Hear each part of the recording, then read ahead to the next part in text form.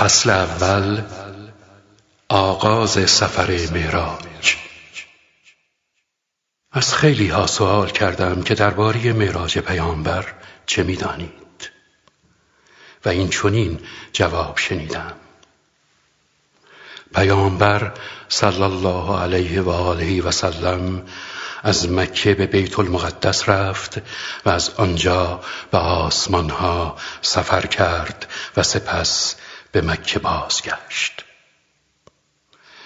اما در این سفر جریان‌های زیادی برای پیامبر پیش آمد که بسیار شنیدنی و جالب است. حتما شنیده ای که امام صادق علیه السلام اعتقاد داشتن به معراج پیامبر را از نشانه‌های شیعه می‌داند. آری، پیامبر ما با جسم خود و نه در خواب و خیال به آسمان‌ها سفر کرد. اگر ما بخواهیم همراه پیامبر در این سفر باشیم، باید خودمان را به آن حضرت برسانیم. این سفر بعد از نماز عشا شروع می شود و تا صبح به طول خواهد انجامید. پس بیا خودمان را به شهر مکه برسانیم، کنار خانه خدا. داخل حجر اسماعیل را نگاه کن. مولا و آقای خود را شناختی؟ او پیامبر توست که امشب قرار است به مهمانی بزرگ خدا برود. نگاه کن، این جبرئیل است که از آسمان به سوی زمین می آید. او تنها نیامده است، دو فرشته دیگر هم همراه او هستند. آنها میکائیل و اسرافیلند. جبرئیل آمده است تا پیامبر را به معراج ببرد. خداوند می‌خواهد تا همه اهل آسمان ها به فیض دیدن رسول خدا برسند.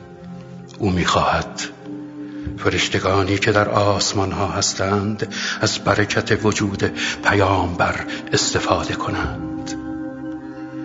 آری، فرشتگان مدت هاست که در انتظار چنین شبی بودند، شبی که عزیزترین پیامبر خدا به آسمان ها می آید. جبرئیل براق را می آورد. براق مرکبی بهشتی است که خدا برای پیامبر آماده نموده تا پیامبر ما بر آن سوار شود و سفر خود را آغاز کند. من نمیدانم در وصف این براق چه بگویم، اما سخن خود رسول خدا را برایت نقل کنم که فرمود: خدا براق را برایم آماده ساخت که از دنیا و آنچه در آن می باشد بهتر است. و تو خود حدیث مفصل بخوان از این مجمل. براق همچون اسب بهشتی دو بال دارد و با سرعت برق پرواز می کند و می تواند تمام دنیا را در یک چشم به هم زدن بپیماید. براق بسیار نورانی است و خداوند او را به انواع جواهرات بهشتی زینت نموده است. او مرکب مخصوص حضرت محمد است و تا به حال هیچ کسی بر آن سوار نشده است. براق با پیامبر سخن میگوید: ای پیامبر، به من قول بده که روز قیامت مرکبی جز من نداشته باشی. و پیامبر به او قول میدهد که روز قیامت هم براق مرکب او باشد. و آنگاه سفر آغاز می‌گردد. اکنون زنی آرایش کرده به سوی پیامبر می‌آید. او می‌گوید: ای محمد به من نگاه کن تا با تو سخن بگویم.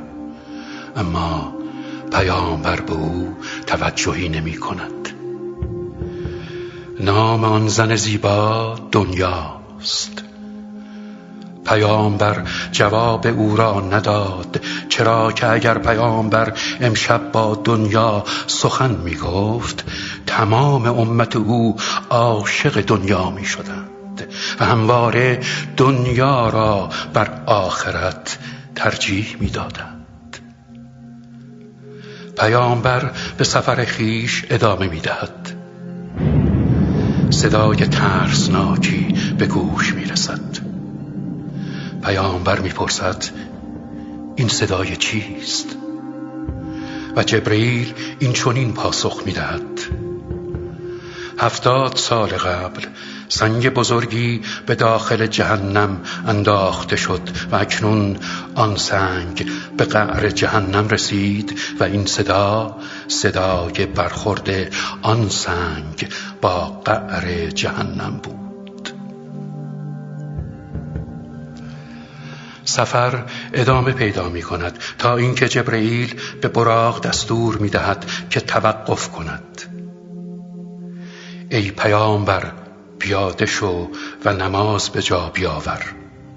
اینجا سرزمین پاکی است که بعداً به آن مهاجرت خواهی کرد. اینجا مدینه است. و پیامبر از براق پیاده می شود و نماز می خواند. پیامبر اکنون در شهر مکه زندگی می کند و هنوز به یثرب هجرت نکرده است. اما این سرزمین آنقدر مقام و منزلت دارد که پیامبر امشب اینجا نماز می خواند. سفر ادامه پیدا می کند. بعد از مدتی جبرئیل می گوید ای رسول خدا، آیا می دانی اکنون کجا هستی؟ اکنون مقابل مسجد کوفه هستی. جبرئیل محل مسجد کوفه را نشان پیامبر می دهد و می گوید اینجا جایی است که حضرت آدم و همه پیامبران در آن نماز خواندند. و پیامبر در اینجا نماز می خواند، در جایی که هنوز شهر کوفه بنا نشده است و اثری هم از مسجد نیست. اما اینجا مکان مقدسی است که بعدها در آن مسجد کوفه بنا خواهد شد.